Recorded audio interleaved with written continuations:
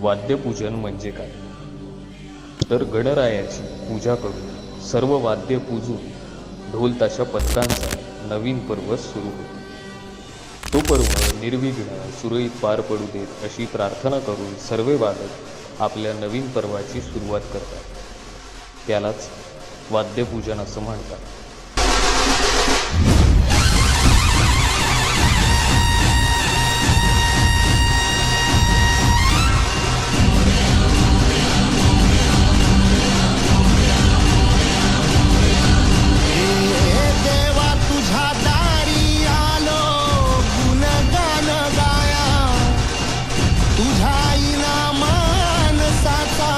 जन्म जाई